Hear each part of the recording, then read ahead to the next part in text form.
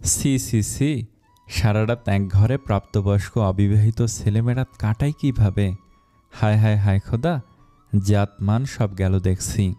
এই মেয়ে, এই মেয়ে, এই লাজ লজ্জা কিছুই নেই নাকি? হ্যাঁ, দেখে তো ভদ্রই মনে হয়, তবে এমন একটা কাণ্ড করতে বিবেকে বাঁধল না? একটি বারো শরম করল না? হ্যাঁ, 70 ঊর্ধ্ব নূরজাহান বেগম, পরনে শুভ্র রঙা আটপৌরে শাড়ি, নাক ছিটকে চেঁচিয়ে বিলাপ করতে থাকে।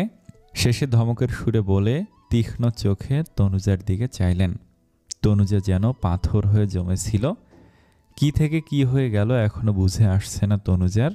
নূরজাহানের ধমকে তনুজার পেলব শরীর মৃদু কেঁপে উঠল। নূরজাহানের দিকে ভয়ে ভয়ে পলক তুলে চায় তনুজা। দিঘির জলের মতো শান্ত আখিজোড়া নোনা জলে টইটুম্বুর হয়ে আছে। সারা শরীর কেমন যেন অসাড় হয়ে আসছে। তনুজার চোখের ঘন পল্লব থেকে থেকেই কাঁপছে। তনুজা জিভ দিয়ে ঠোঁট ভিজিয়ে নিয়ে আওড়ায়, বিশ্বাস করুন দিদুন, কিভাবে এমনটা হয়েছে আমি সত্যি কিছু জানি না। আমি মনে করতে পারছি না। থামবে অসভ্য মেয়ে মানুষ কোথাকার? তুমি দুধের বাচ্চা, আর নাকি 5 বছরের খুকি। এত বড় এক কাণ্ড ঘটিয়ে এখন বলছে সে কিছুই জানে না। আমাকে তোমার বলদ মনে হয়? হ্যাঁ, পাগলও তোমার কথা বিশ্বাস করবে না। বাজে মেয়ে মানুষ কোথাকার। বাপের চরিত্র যেমন, মেয়ের চরিত্র তো তেমনই হবে। মাতালের মেয়ে আবার কত ভালো হবে। যার বাপ বউ থুয়ে অন্য বেটির লগে পরকীয়া করে বেড়াইতো, নিষিদ্ধ পল্লীতে রাত কাটায়, তার মেয়ের স্বভাব চরিত্র কত ভালো হবে এ সবাই জানে, বোঝে। আমারই ভুল হয়েছে, এরকম একটা মেয়েকে আমার বাড়িতে ঢুকতে দিয়েছিলাম। ইস, কি ভুলটাই না করে ফেললাম। হায় হায়, কপাল চাপড়াতে থাকে নূরজাহান। মানুষ সব সময় মানুষের ঠিক দুর্বল পয়েন্টে আঘাত করে। এই একটি জায়গায় তনুজা বড্ড দুর্বল। তবে এতে তার কি দোষ? বাবার ওপর তনুজার পাহাড় সম অভিমান। বাবার মুখ দর্শন করতেও তনুজার কখনো ইচ্ছেও হয় না। একটা দুশ্চরিত্র মাতালের মেয়ে পরিচয়ে সমাজে বেঁচে থাকা কতটা কষ্টের তা কেবল নিরীহ নিষ্পাপ মেয়েটি বোঝে আর জানে। মা তো সেই ছোট্টটি থাকতেই ছেড়ে গিয়েছে, পাড়ি দিয়েছে না ফেরার দেশে। তনুজার খুব ক্ষোভ হয় মায়ের ওপর। মা কেন তাকে নিষ্ঠুর পৃথিবীতে একলা ছেড়ে গেল? কেন তাকে সঙ্গী করে সাথে নিল না? তাহলে তো অন্তত এরকম অসুস্থ পরিবেশে তাকে থাকতে হতো না।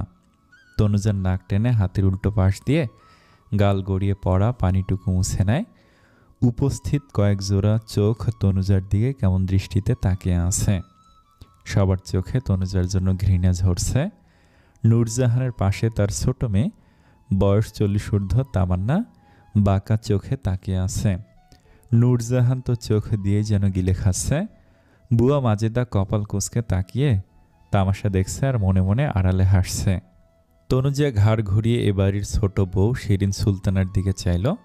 শিরিনের মুখে রানেই, মূর্তির মতো ঠায় দাঁড়িয়ে তিনি। তনুজা 2 কদম শিরিনের দিকে এগোয়, শিরিনের হাত দুটো ধরে ঝাঁকায়।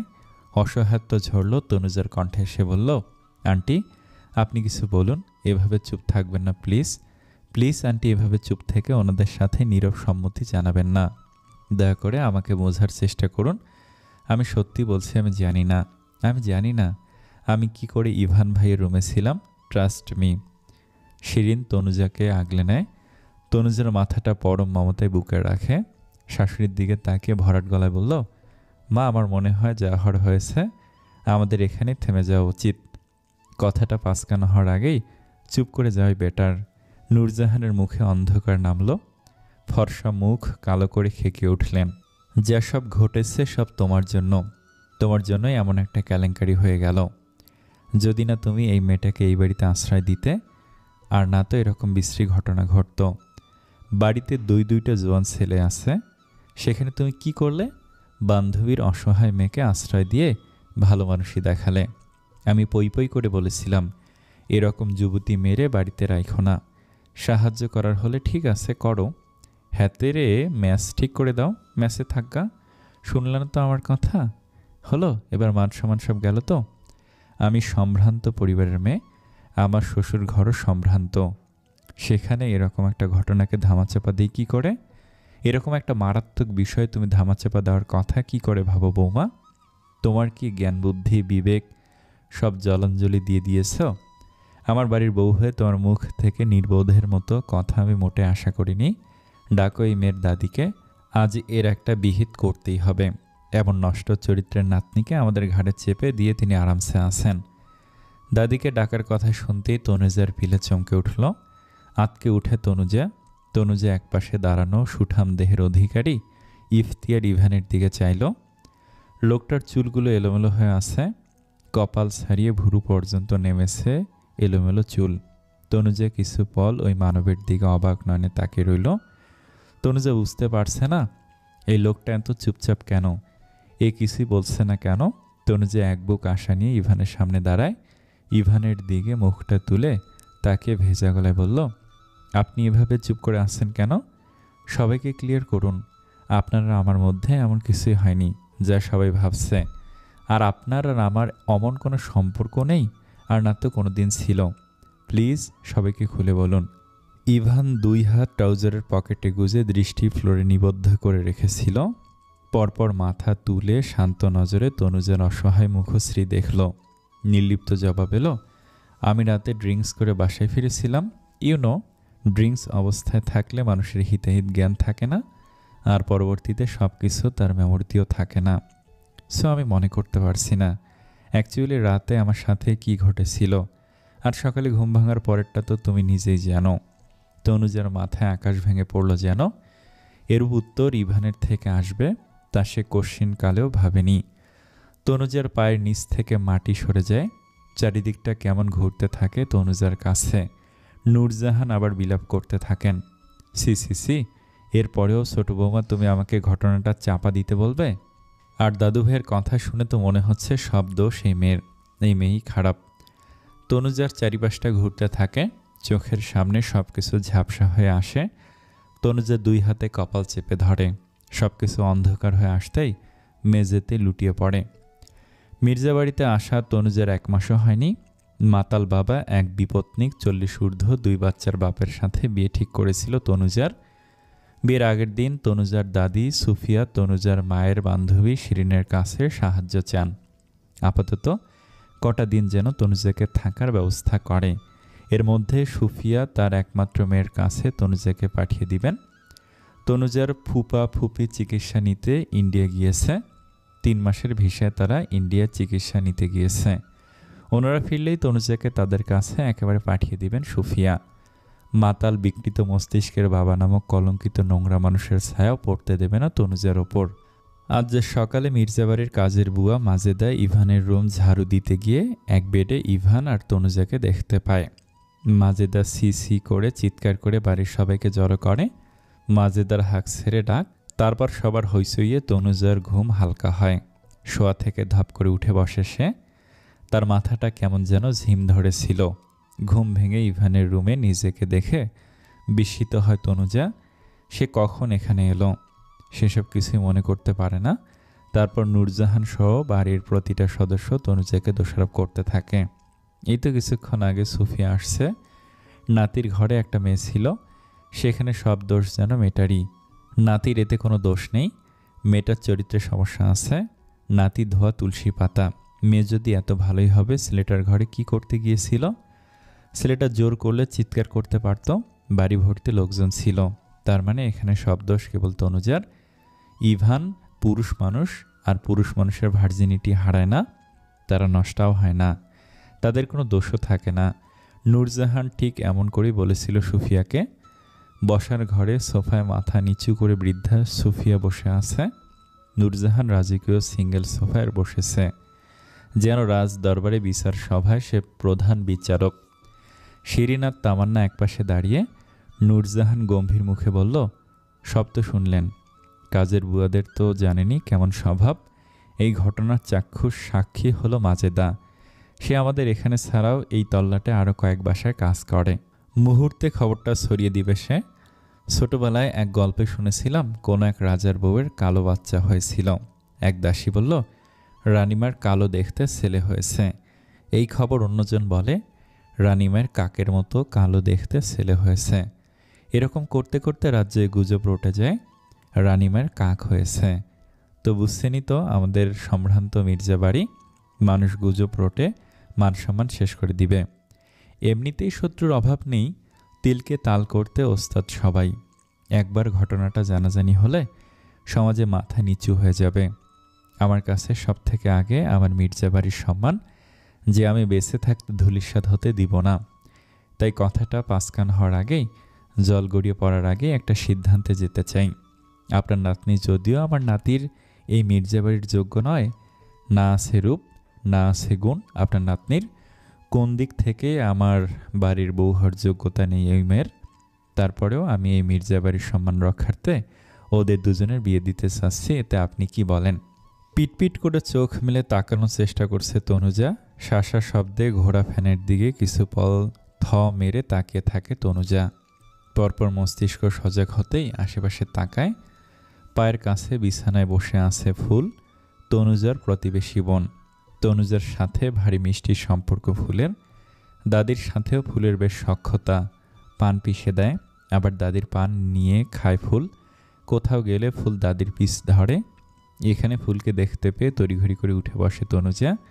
পিঠ জুড়ে অবিন্যস্ত খোলা কেশ, শ্যামবর্ণের মুখটা চিন্তায় ফ্যাকাশে হয়ে গিয়েছে তনুজার। মুখের ওপর ছোট ছোট এলোমেলো চুল উঠছে বাতাসে। সবসময় নিজেকে গুছিয়ে রাখা তনুজা কয়েক ঘন্টার ব্যবধানে কেমন এলোমেলো হয়ে গিয়েছে। তনুজা ব্যস্ত স্বরে পরপর এক নাগারে জিজ্ঞেস করলো, ফুল তুই? দাদি আসছে?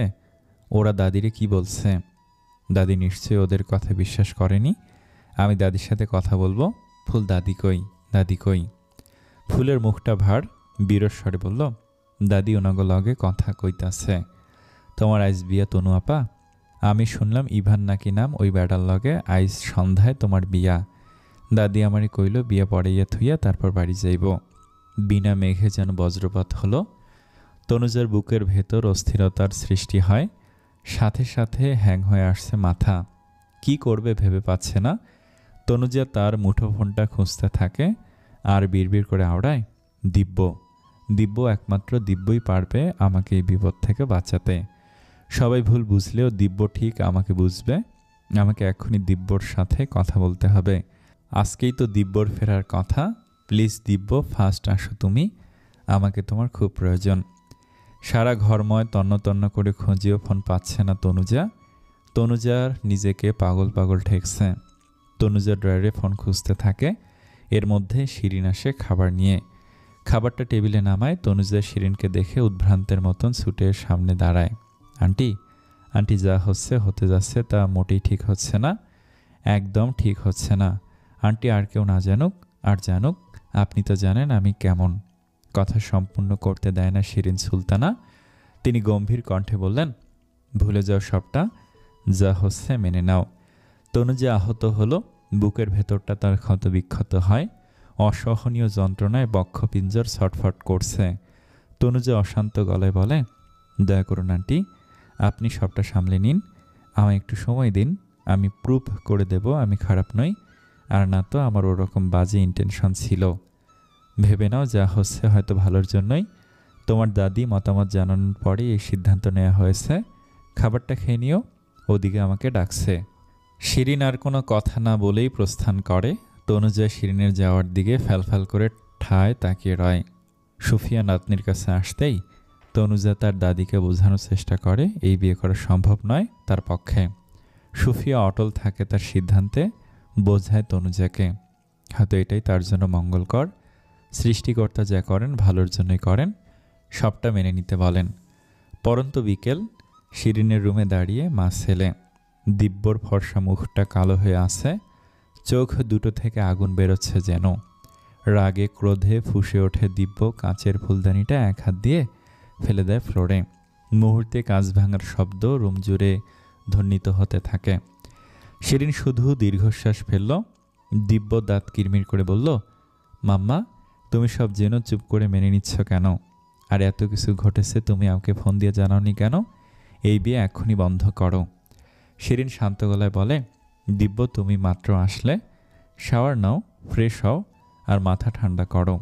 তোমার দিদুন সবটা সিদ্ধান্ত নিয়েছে, আমার করার কিছুই ছিল না। আর তুমি তো জানো আমি কেন, ওনার ওপর দিয়ে তোমার পাপাও কিছু বলতে পারবে না। যাই হোক, যা হচ্ছে হতে দাও। আশা করি এই বিয়েতে তুমি কোনো বাধা হয়ে দাঁড়াবে না। বিয়ে মাই ফুট। দিব্য ফ্লোরে থাকা কাচের টুকরা লাথি দেয়, পায়ে কেটস থাকায় আঘাত থেকে বেঁচে যায়। শিরিন দপ করে চোখ বন্ধ করে নেয়। আসন্ন ঝড়ের ভয়াবহতা টের অনুমান করতে পারছে শিরিন।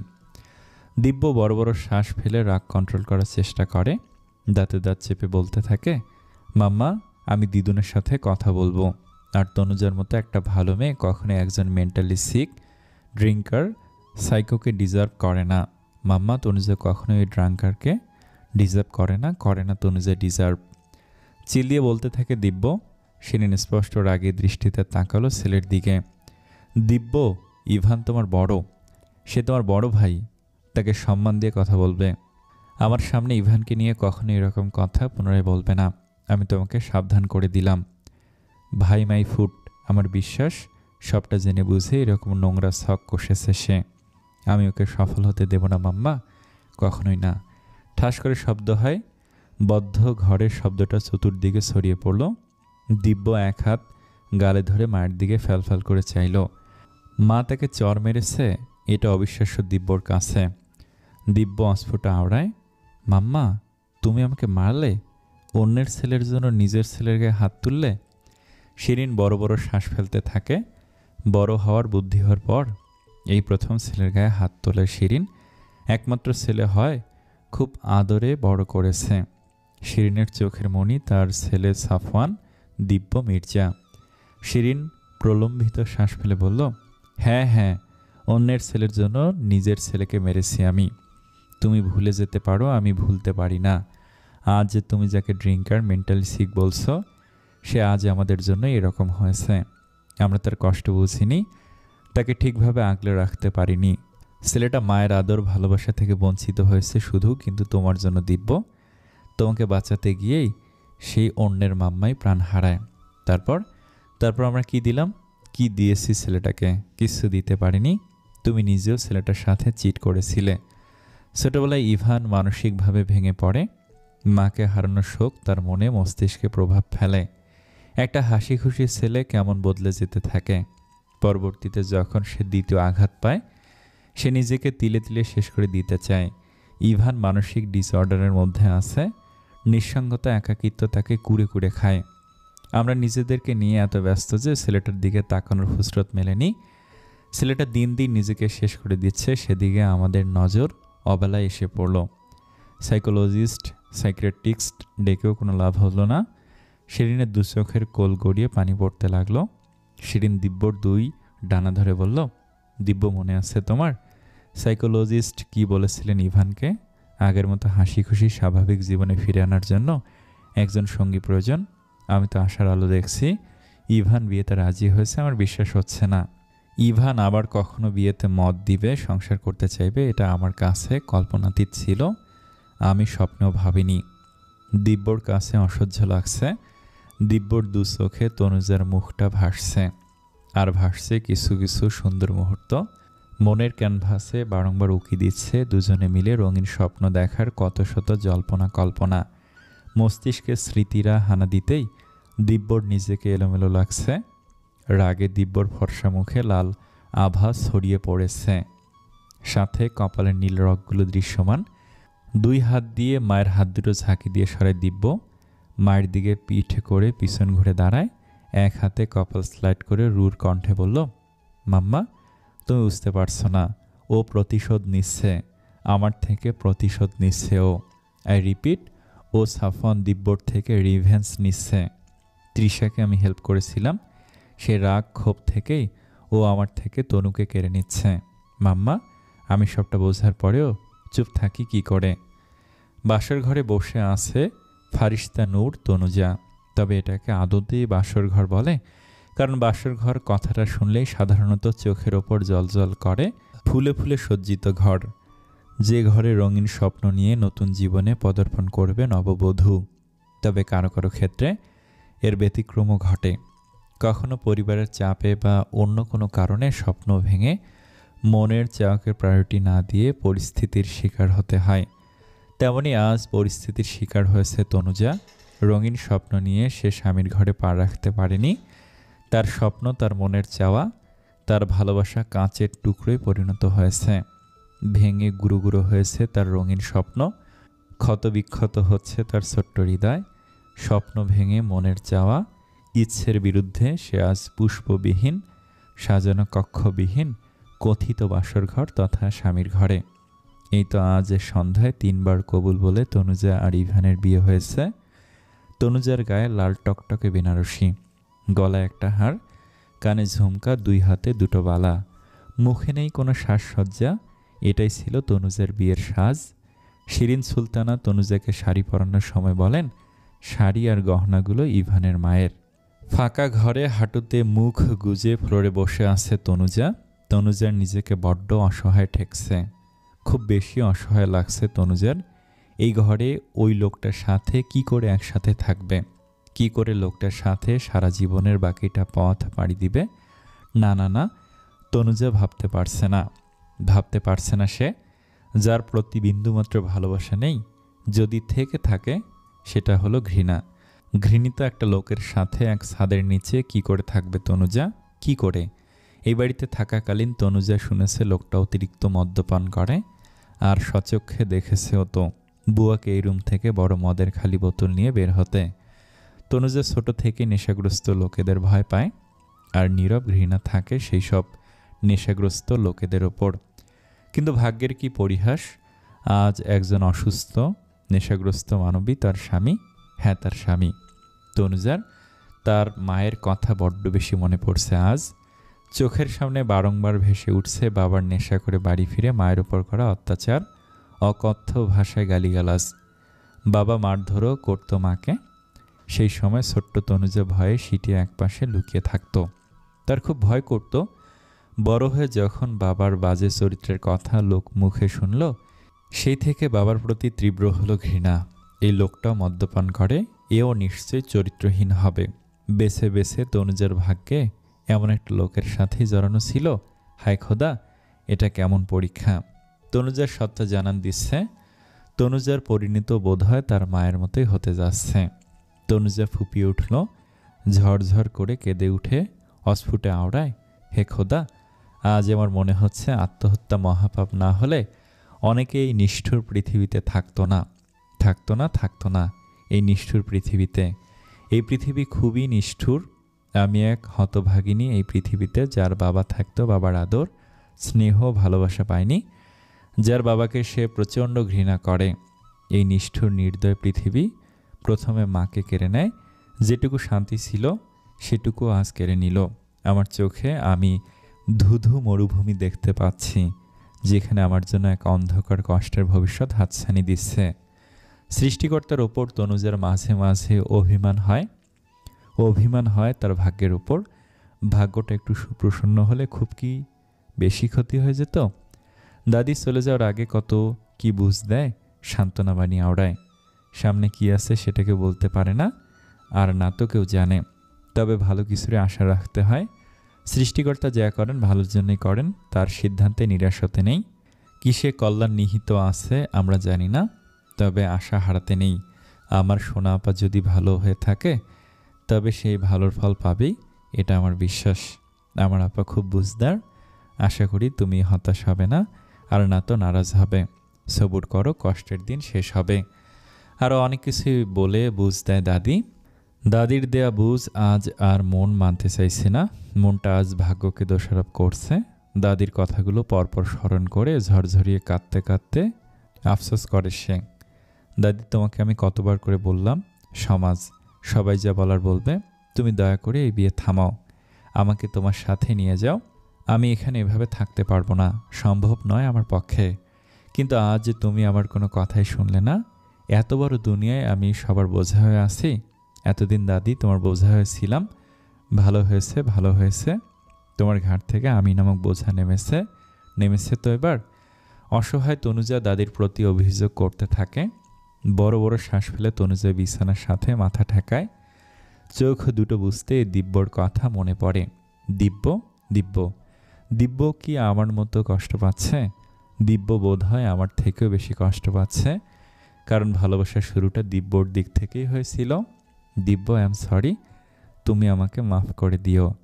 তনুজার অবচেতন মন আওড়ায়, দিব্য, আমার খুব জানতে ইচ্ছে করছে তুমিও কি বাকি সবার মতো আমাকে ভুল বুঝেছ? তুমিও কি আমাকে দোষী সাব্যস্ত করছো? তা না হলে একটিবারও আমার সাথে দেখা কেন করলে না? আমি শেষ অবধি তোমার অপেক্ষায় ছিলাম, ভেবেছিলাম এই তুমি সবার সামনে আসবে আর এই বিয়ে হতে দিবে না, যে করেই হোক এই বিয়ে আটকাবে। তবে সত্যি হলো না, সত্যি হলো না আমার ভাবনা। দুই হাতে বিছানার চাদর খামছে ধরে ডুকরে কেঁদে ওঠে তনুজা। কংক্রিটের চার দেয়ালের ভেতর কান্নার শব্দরা প্রতিধ্বনিত হতে থাকে। বড় আলিশান রুম, চারিদিকে শুনশান নীরবতা। রুমটা থেকে থেকেই ঘুটঘুটে অন্ধকার ঢেকে যাচ্ছে। বড় আলিশান রুম, চারিদিকে শুনশান নীরবতা। রুমটা থেকে থেকেই ঘুটঘুটে অন্ধকারে ঢেকে যাচ্ছে। তো আবার টেবিল ল্যাম্পের মৃদু মোহনীয় আলোয় আলোকিত হচ্ছে। টেবিলের ওপর থাকা টেবিল ল্যাম্প, লাইটের বাটন হাতের মধ্যে, মুখে শয়তানের হাসি নিয়ে একবার সুইচ অন করছে, আবার অফ। হঠাৎ নিস্তব্ধতা, নীরবতা ভেঙে রুম জুড়ে খিলখিলিয়ে হাসির আওয়াজে ঝংকার তুলল। একা একা এরকম হাসি কেউ দেখলে একে নির্ঘাত ম্যাড উপাধিতে ভূষিত করত। হাসি থামিয়ে এক হাতে মুখের ওপর থাকা চুল কানের পিছে গুজে ঠোঁট বাঁকিয়ে বলে, ইস বেচারি ফারিস্তানুর তনুজা, বোকামে বোকামে Tanuja, you know you are foolish, হা হা হা। আবার অট্টহাসিতে ফেটে পড়ল। কিছুক্ষণ পর এবার তার চল শক্ত হয়। দাঁত কিরমিনিয়ে বলে, বোকা তনুজা, যা কিছু হয়েছে তার জন্য পরোক্ষভাবে তুমি দায়ী ছিলে। তবে ভেবেছিলাম কাজটা শেষে মনে মনেই তোমার থেকে সরি বলে নেব, কিন্তু এখন তো দেখছি তোমার থেকে বড়সড় একটা থ্যাঙ্কস আমারই পাওনা থাকলো। বলতে বাধ্য হচ্ছি, ইউ আর লাকি। সম্মান নষ্ট হওয়ার জায়গায় তুমি সম্মান পেয়ে গেলে। বাহ বাহ, রাতারাতি মির্জা বাড়ির বড় বউ হয়ে গেলে, বাহ। একটু থেমে টেবিলের ওপর থেকে একটা পেন হাতে নিয়ে সজোরে টেবিলে গেথে কুটিল হেসে, দিব্যবেব, টিট ফর ট্যাট, নিজেকে খুব চালাক ভাবো না, ইউজ করবে দেন ছুঁড়ে ফেলবে। সেটা তো সহজ নয়। আমাকে তোমার নির্বোধ মনে হয় babe. Coming soon, I will see you soon babe. ঘড়ির কাঁটা রাত 12টার ঘরে। ঘুম নেই শিরিনের চোখে। ঘরময় পাচারি করতে করতে কিছু ভেবে নিচে নামে। শাশুড়ির ঘরে আলো জ্বলতে দেখে সেদিকে এগোয়। দরজায় দাঁড়গোড়ায় দাঁড়িয়ে মিহিস্বরে বলল, মা ঘুমাননি এখনও? আপনার শরীর খারাপ করছে কি? ভেতরে আসো। গম্ভীর স্বর আসলো। শিরিন ভিতরে যায়।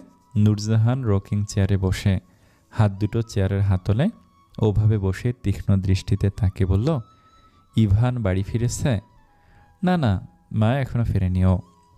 আর ছোট দাদুভাই সে কোথায়? দিব্য? দিব্য তো এখনো আসেনি, চলে আসবে এখনই। শিরিন কিছুটা ভয়ে ভয়ে বলে। নূরজাহান ফের জিজ্ঞাসা করে, তার আবার কি হলো? 5 দিন পর ট্রিপ থেকে বিকেলে বাড়ি ফিরে রুমে ভাঙচুর করে কোথায় গেল সে? সে তো রাগের খনি। তা কী জন্য তার হঠাৎ মেজাজ বিগড়ে গেল যে ভাঙচুর করলো? আর এত রাত হয়েছে এখনও ফিরল না যে? শিরিন জিভ দিয়ে ঠোঁট ভিজিয়ে আমতা আমতা করে বলল, ও এমনি মা, জানেনি তো ওর রাগ বেশি, একটু বকেছিলাম তাই আর কি।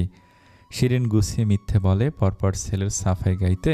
সে ফের বলল, কোথায় যাবে আর? আছে বন্ধুদের সাথে, আড্ডা দিচ্ছে হয়তো।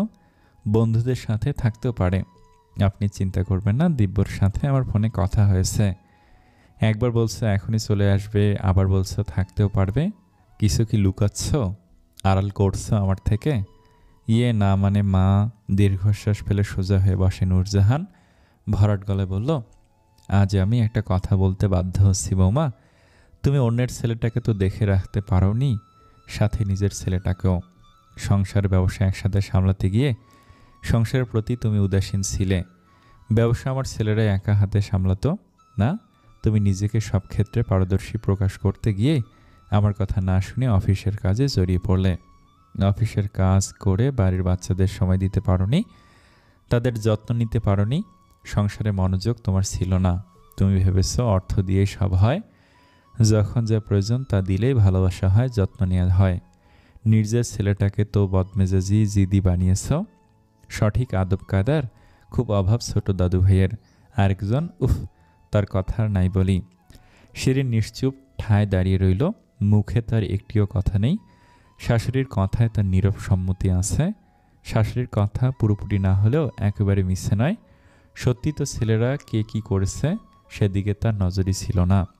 খেয়ালে আসেনি তার ছেলেদের প্রতি আরেকটু নজর দেওয়া উচিত ছিল, তাহলে আজ অবেলায় এসে তার আফসোস করতে হতো না। তারকাখচিত খোলা আকাশের নিচে ঘাসের উপর গোল হয়ে বসে আছে ইয়ং 4টে ছেলে। সিগারেটের ধোঁয়া উঠছে। সবার মধ্যমণি আজ দিব্য।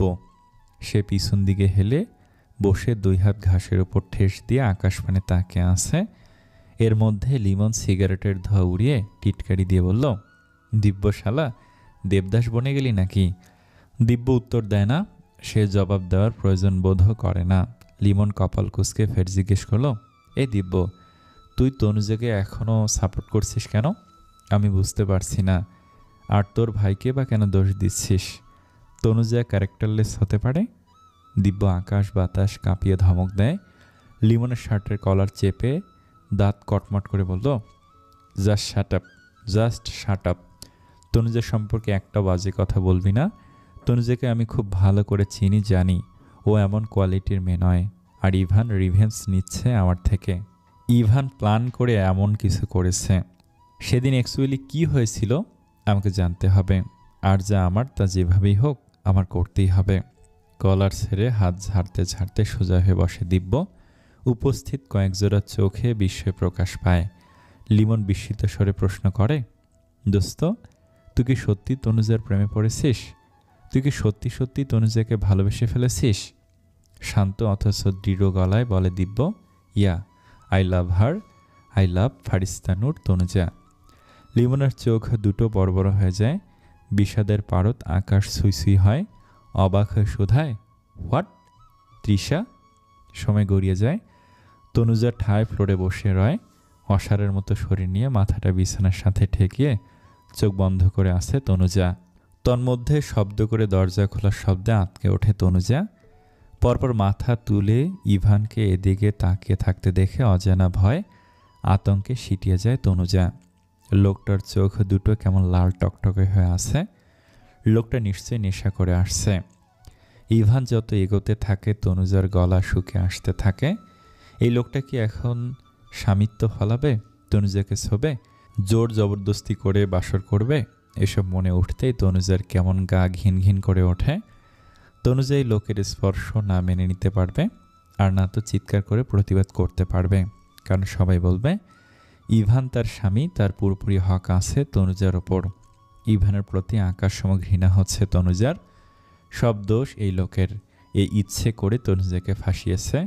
যে একটা মেয়েকে ফাঁসিয়ে ফাঁদে ফেলে বিয়ে করতে পারে, আর যাই হোক, সে কখনো ভালো মানুষ হতে পারে না। সে খারাপ লোক, হ্যাঁ, খুব খারাপ। তনুজা এসব কিছুর জন্য ইভানকে দায়ী করে।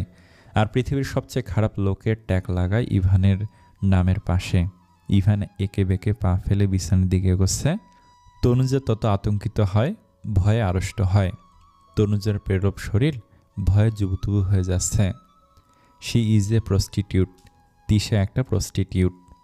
তিশার নাম শোনার সাথে সাথে বৃষ্টি গালিটা কণ্ঠনালী অবধি আসলেও দিব্য সেটা মুখ দিয়ে বের না করে গিলে নেয়। দিব্যর হাতের আঙ্গুল মুষ্টিবদ্ধ হয়ে যায়। বড় বড় শ্বাস ফেলে দাঁত কিরমিরিয়ে মুখে বলে, তৃষার মতো মেয়েরা টাইম পাসের জন্য পারফেক্ট, শুধু টাইম পাসের জন্য। তৃষা কখনোই লাইফ পার্টনার হওয়ার যোগ্য নয়। এরা বাড়তি খাওয়ার রুচি সম্পূর্ণ। আজ একে ভালো লাগছে তো কাল এর থেকে বেটার কাউকে দেখলে সেখানে নিজেকে সঁপে দেবে। আর যেই হোক না কেন, এসব মেয়েদের সাথে সংসার হয় না। এদের সাথে সংসার করার স্বপ্ন দেখাও মহা বড় ভুল। নিজের হাতে নিজের ধ্বংস ডেকে আনা। তাই জেনে শুনে সাফওয়ান দিব্য নিজের পায়ে নিজে কুড়াল মারবে না। দিব্য ঘাস ছিঁড়ে হাতের উপর রেখে ফু দিয়ে উড়িয়ে দেয়। উপস্থিত কয়েক জোড়া চোখ বিস্ময় নিয়ে দিব্যর দিকে তাকিয়ে থাকে। লিমন পকেট থেকে আরেকটা সিগারেট বের করে ঠোঁটে চেপে আগুন জ্বালাতে নিবে। তন্মধ্যেই দিব্য একটান দিয়ে সিগারেটটা নিয়ে 2 ঠোঁটের মাঝে চাপ দিয়ে ধরে। লিমনের হাত থেকে লাইটার নিয়ে আগুন জ্বালাতে থাকে দিব্য। লিমন কপাল কুঁচকে বলল, দিব্য শালা, তোর একটা জিনিস আমার খুব হিংসা হয়। যদি আল্লাহ সেটা আমাকে দিত তাহলে মেয়েদেরকে পটাতে পারতাম ভালো। কপাল করে একটা ইনোসেন্ট ফেস পেয়েছিস। দারুণ মাইরি, তোর মতো এই ইনোসেন্ট ফেসটা সকল ছেলেদের দরকার ছিল। দিব্য ছাড়া বাকি ছেলেরা সবাই হো হো করে হাসতে থাকে। লিমনের কথায় দিব্য আগ্রহ দেখায় না। সে আছে অন্য ধ্যানে, তার ভেতরটা তুষের আগুনের মতো জ্বলছে। দিব্যর ভেতর যে আগুন জ্বলছে, প্রশান্ত মহাসাগরের সব পানি দিলেও যেন নিভবে না। দিব্যর চোখে মুখে স্পষ্ট ইভানের প্রতি রাগ ও ক্ষোভ। দিব্য দাঁত কটমট করে, তার অবচেতন মন আওড়ায়, ইভান যদি ইন্টেনশনালি প্ল্যান করে তনুজাকে বিয়ে করে থাকে, তবে ইভানের এর চরম মাসুল গুনতে হবে। তনুজা নামটা মস্তিষ্কে স্মরণ হতে একটা মায়াভরা মুখ, হরিণী শান্ত চোখ, দিব্যর চোখ দুটো জলজল করে ভেসে ওঠে। ভীতু বোকা বোকা মেয়েটাকে নিজের করে পাওয়ার স্বপ্ন দেখেছিল দিব্য। সেই মেয়ে আজ অন্য কারো ঘরে অন্য কারো বউ পরিচয় আছে। দিব্যর বুকের ভেতরটা মোচড় দিয়ে উঠল, চিনচিনে ব্যথা হয় বুকের বা পাশে। দিব্য এক হাত বুকের ওপর রেখে অস্ফুটে আওড়ায়, Tanuja, I really love you, I really love you Tanu. যে বা যারা এই নোংরা গেম খেলেছে তাদের কাউকে আমি ছাড়ব না। দিব্য 2 আঙ্গুলে সিগারেট ধরে সুখ টান দেয়।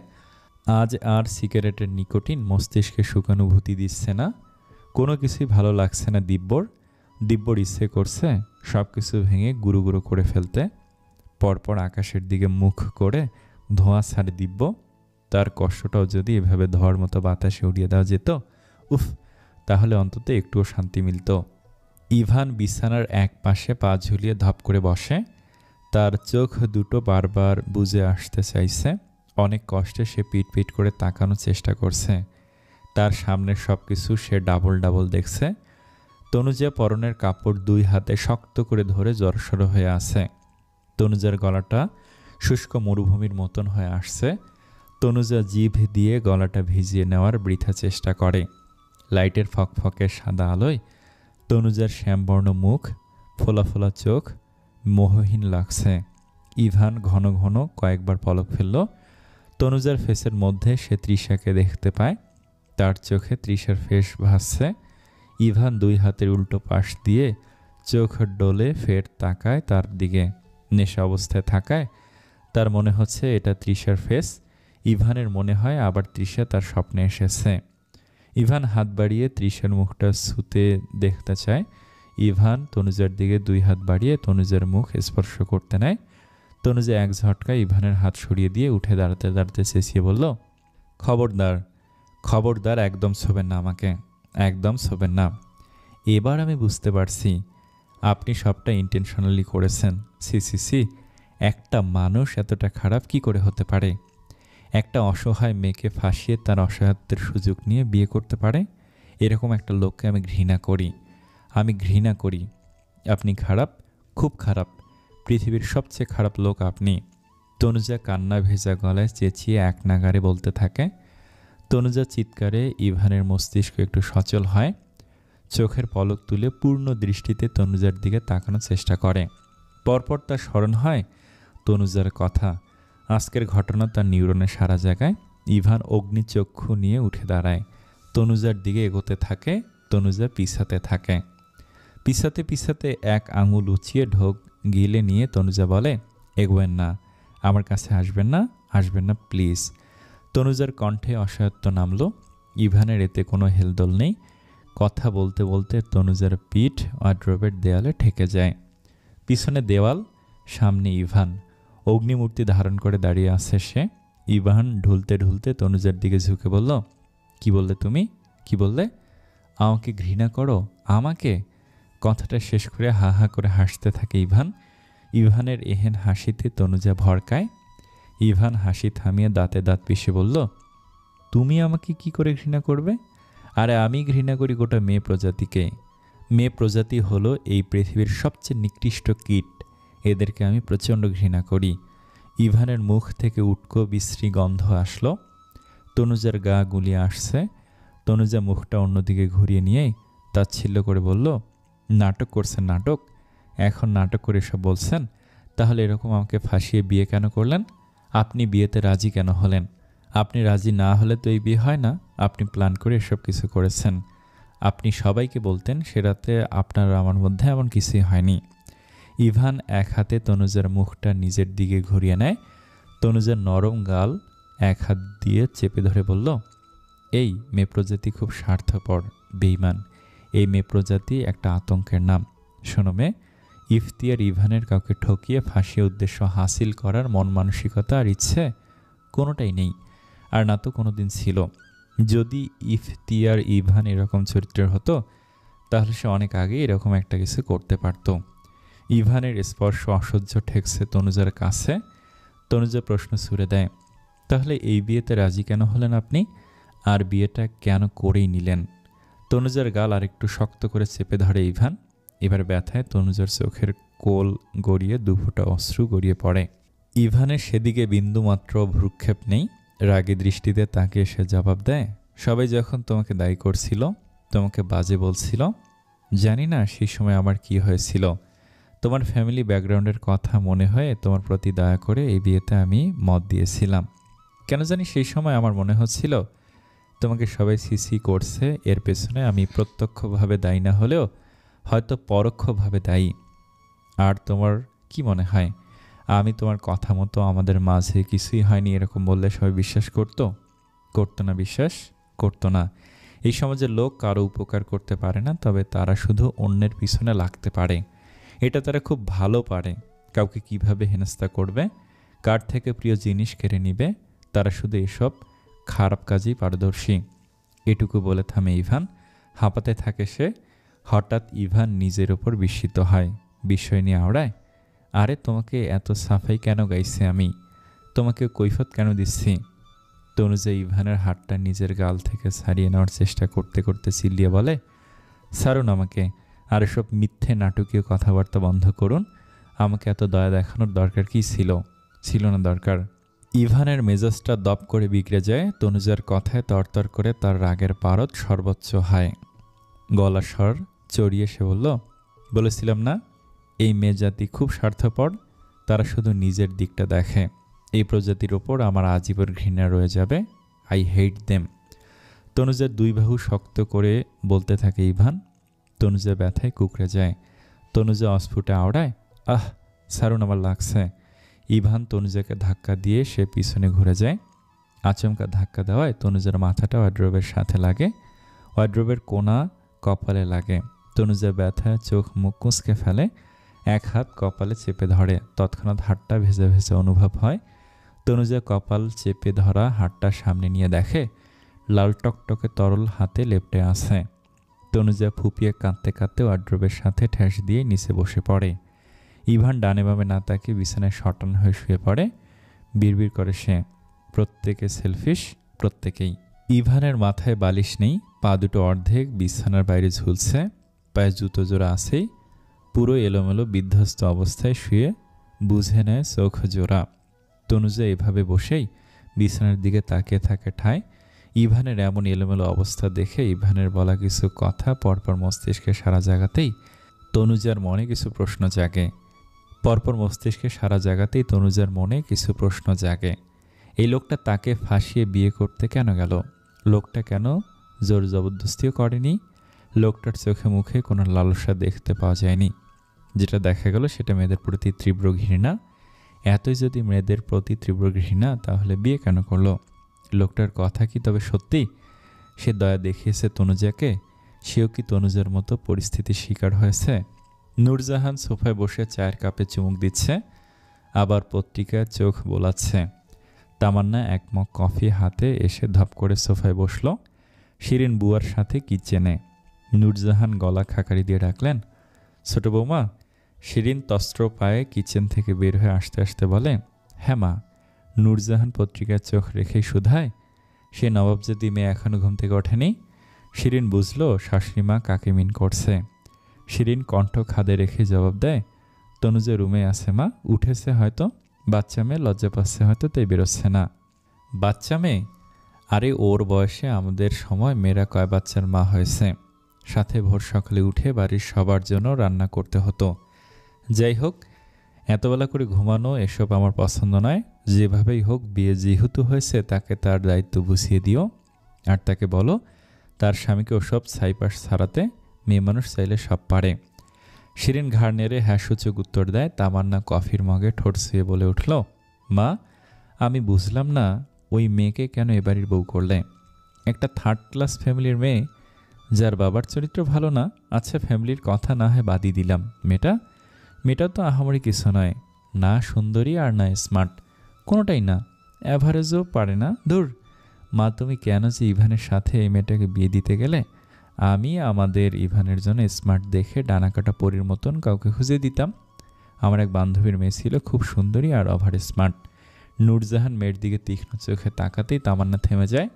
নূরজাহান কণ্ঠে গাম্ভীর্য বজায় রেখে বললেন, স্মার্ট দিয়ে সংসার হয় না, আর ভুলে যেও না তোমার মা কোনো কিছুর কৈফিয়ত দেন না, তাই এরকম নির্বোধের মতো কথা পুনরায় বলবে না। বৃদ্ধা নূরজাহানের চোখে মুখে একটা রাজকীয় ভাব আছে, এটা তার পৈতৃক সূত্রে পাওয়া। খানদানি বংশের মেয়ে সে, বয়স হলেও বাড়ির প্রধান সিদ্ধান্তদাতা সে। তামান্না আর রা শব্দটিও উচ্চারণ করল না। কিছুক্ষণ পর শিরিনকে উদ্দেশ্য করে নূরজাহান আদেশে সুরে বলে, ইভান দাদুভাইকে বলে দিও দেবদাস বনে না চলাচল করে, আগের মতো অফিসের কাজে মনোযোগ দিতে। একের পর এক ব্যবসায় লস হচ্ছে তার জন্য, এরকম হতে থাকলে ব্যবসা লাটে উঠবে। ঠিক আছে বলে শিরিন যেতে নিবে, তন্মধ্যেই নূরজাহান বললেন, নাতবউকে এবারের নিয়মকানুন সব শিখিয়ে দিবে, আর বলে দিও তার কলেজে যাওয়ার দরকার নাই, সে ঘর সংসার করুক, স্বামী সংসার আগলে রাখুক। আর শোনো, তাকেও বলে দিও যা হওয়ার হয়েছে, এরপর আমার বাড়ির সম্মানহানির কিছুর যদি এতটুকু আভাস পাই, তাহলে কিন্তু আমি ওই মেয়েরে আর কোনো সুযোগ দেব না। ওই মেয়ের জন্য আমার বাড়ির সম্মান ক্ষুণ্ণ হবে এমন কিছু দেখলেই সেদিনই হবে ওই মেয়ের শেষ দিন।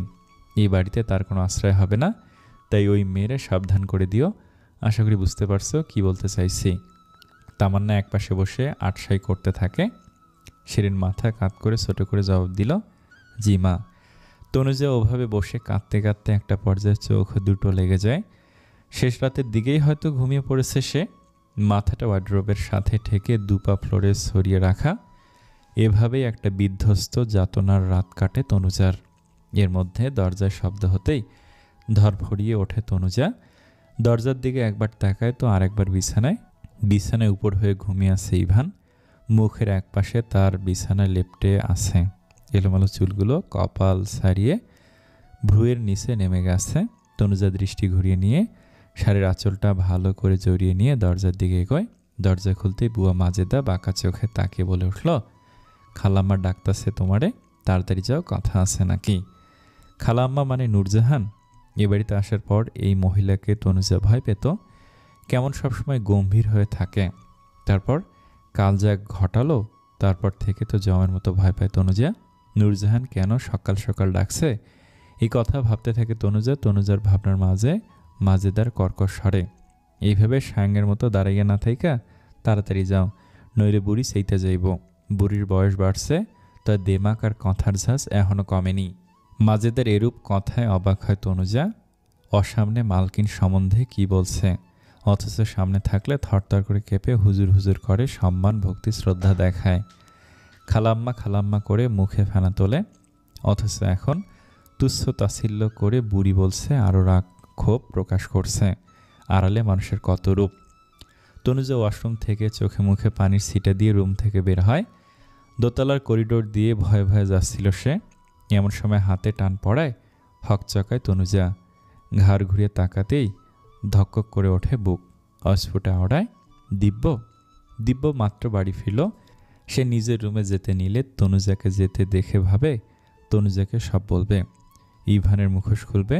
ইভান ইচ্ছে করে তার থেকে প্রতিশোধ নিতে তনুকে বিয়ে করেছে। তনুজাকে এসব বলবে, আর ইভানকে সরাসরি ডিভোর্স দিতে বলবে। এক রাতেই তনুজার চোখ মুখ শুকিয়ে এইটুকু হয়েছে, চোখের নিচে কালি জমেছে। দিব্য পূর্ণ দৃষ্টিতে তনুজার দিকে চায়। তনুজার কপালে আঘাতের চিহ্ন দেখে দিব্যর কপালে কারো ভাঁজ পড়ে। দিব্যর মনে হয় এসব কিছু ইভান করেছে, হয়তো জোর জবরদস্তি। এতটুকু ভাবতেই দিব্যর রাগ আকাশচুম্বী হয়। দিব্য অস্থির হয়ে তনুজার কপালে স্পর্শ করে প্রশ্ন করে, তনু, এসব কি করে হলো? এসব ইভান করেছে না? ও তোমার সাথে জোর করেছে? ও তোমার গায়ে হাত তুলেছে? আমি ওকে শেষ করে ফেলবো। I kill him, I repeat, I kill him. Tanuja দিব্যর হাতটা নিজের কপাল থেকে সরিয়ে দেয়। পরপর বলে উঠল, না দিব্য, তুমি যেমনটা ভাবছো এমন কিছুই না। তাহলে তোমার কপালে আঘাত কিসের? এটা কি করে হলো? তনুজার কেন জানি সত্যিটা বলতে ইচ্ছে করলো না। আর লোকটা হয়তো ইচ্ছে করে আঘাত করেনি, লোকটা বুঝতে পারেনি, তাই তনুজা আসল কথা লুকায় মিথ্যে বলে। হুম, এটা আমি তো ওয়াশরুমে পা পিছলে পড়ে গিয়েছিলাম আর দরজায় কোণায় লাগে। উফ, দিব্য স্বস্তি নিঃশ্বাস ফেলে। তনুজার আখি জোড়া ছলছল করছে, আবার ভয় লাগছে। তার পোড়া কপাল, আবার কে কখন কোন সময় তাকে আর দিব্যকে কথা বলতে দেখে সেটা নিয়ে আবার কাহিনী না হয়ে যায়। তাই এভাবে দিব্যর সাথে কথা বলতে তনুজার ভয় আর অস্বস্তি হচ্ছে। আবার অদৃশ্য একটা বাধাও তনুজাকে শাসাচ্ছে। দিব্যর সাথে তার আর কোনো কথা নেই। দিব্যর দিক থেকে তার দৃষ্টি, তার মন সংযম করতে হবে, এটা পাপ। কিন্তু মন, সে তো নীতি কথা এত সহজেই মানতে চায় না। বিবেক দিয়ে না ভেবে আবেগে ভাসতে চায় মন। মনের লাগাম টেনে ধরা এত সহজ নয়, চারটিখানি কথাও নয়। তনুজার বুকের ভেতর মরুর ছাইমুম বইছে, তার ভীষণ কষ্ট হচ্ছে। দাঁতে দাঁত চেপে সে নিজেকে স্বাভাবিক রাখছে। আচমকা দিব্য তনুজার মুখটা দুহাতে আজলা করে ধরে। তনু, আমি সারা রাত অনেক ভেবেছি, আমি অনেক ভেবেছি। ভেবে যা বুঝলাম, এসবের জন্য ইভান দায়ী।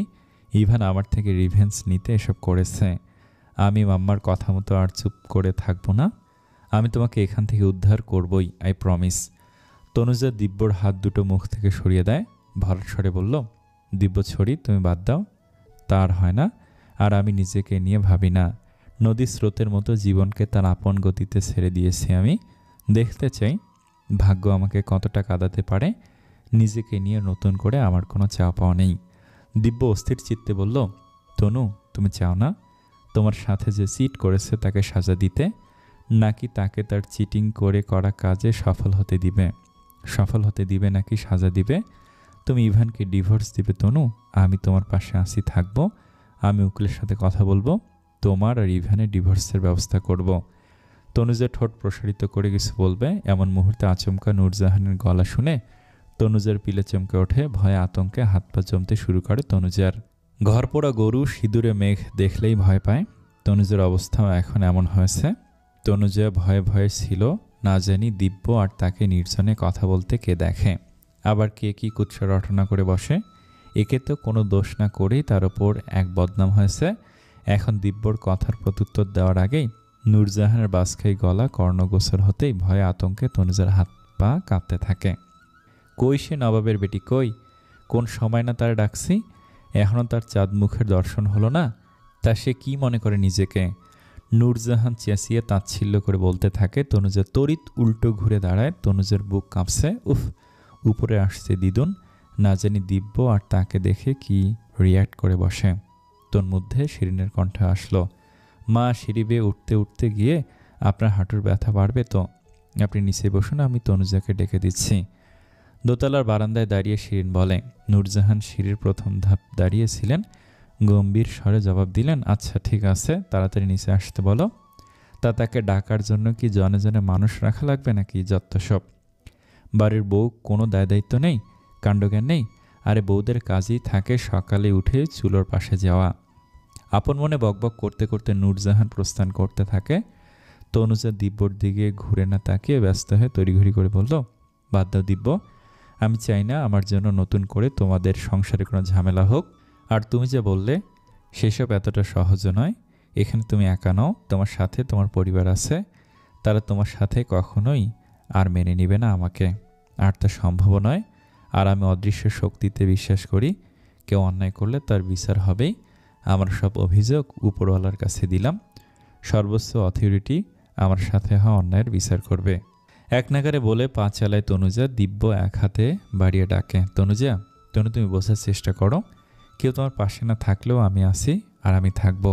অন্য কাউকে তোমাকে মেনে নেওয়ার দরকার নেই। তনুজা থামে না, ফিরে তাকায় না, শাড়ির আঁচলে শক্ত করে মুঠো করে লম্বা পা ফেলে। তনুজার বুকটা কষ্টে ভেঙে যাচ্ছে। দাঁতে দাঁত চেপে কান্না সংবরণ করার চেষ্টা চালিয়ে যাচ্ছে সে। এমন সময় গম্ভীর কণ্ঠে আসলো। সাথে সাথে তনুজার পা দুটো থেমে যায়। দাঁড়াও তনুজা। দিব্য তড়িৎ ঘাড় ঘুরিয়ে পিছনে তাকালো। তনুজা ধীরে ধীরে পিছন ঘুরে তাকায়। মুখাবয়বে অসন্তুষ্টের ছাপ নিয়ে মুখটা কালো করে শিরিন দাঁড়িয়ে আছে। পরপর এগিয়ে আসলেন, ছেলের দিকে তীক্ষ্ণ চোখে তাকে আদেশে সুরে বললেন, রুমে যাও দিব্য। দিব্যর নরণচরণ নেই। দিব্য মায়ের দিকে চেয়ে ঠায় দাঁড়িয়ে। এবার কণ্ঠটা আরেকটু চড়িয়ে খানিকটা ধমকের সুরে বললেন, কথা কানে যায়নি তোমার? রুমে যাও, নিজের রুমে যাও দিব্য। দিব্য দেয়ালে ঘুষি মেরে রাগটা মেটানোর চেষ্টা করে, তারপর গটগট পা ফেলে প্রস্থান করে। তনুজার চিবুক বুকের সাথে লেগে আছে। দৃষ্টি নুয়ে তনুজার শাড়ির আঁচল আঙুলের সাহায্যে মুচড়িয়ে যাচ্ছে। শিরিনের তীক্ষ্ণ চাহনিতে চেয়ে শান্ত গলায় বলল, আশা করি তুমি বুঝদার হবে। তোমার থেকে অবুঝের মতো আচরণ, কাজ কারবার কোনোটাই কাম্য নয়। তুমি এ বাড়ির বড় বউ, নিজেকে সেভাবে গড়ে নিবে। আর দিব্য সম্পর্কে তোমার দেবর কথাটা মন মস্তিষ্কে গেঁথে নিবে। বিয়ের আগে অনেকের রিলেশন থাকে, বিয়ে হলে সেসব ভুলে স্বামীকে আপন করে নেওয়াটাই একটা ভালো মেয়ের বৈশিষ্ট্য। স্বামীকে আপন করে সুন্দর করে মন দিয়ে সংসার করাই বুদ্ধিমানের কাজ। পিছুটান রাখতে নেই। আমি চাইবো তুমি নিজেকে দিব্যর কাছ থেকে দূরে রাখবে। তুমি যদি দিব্যকে সুযোগ না দাও তাহলে দিব্য প্রশ্রয় পাবে না। দিব্য নিজেও দ্রুত গ্রো আপ করতে পারবে। আর শোনো, যত দ্রুত সম্ভব ইভানের সাথে তোমার সম্পর্কটা স্বাভাবিক করে নাও। একটু থেমে যা বললাম মনে রাখবে, নেক্সট যেন তোমার আর দিব্যকে একসাথে না দেখি। আর মা ডাকছে, মায়ের রুমে যাও, তাড়াতাড়ি যাও। তনুজা কলের পুতুলের মতন দাঁড়িয়েছিল, ঠিক পুতুলের মতোই ঘাটটা নাড়িয়ে মিহিসরে বলল, ঠিক আছে।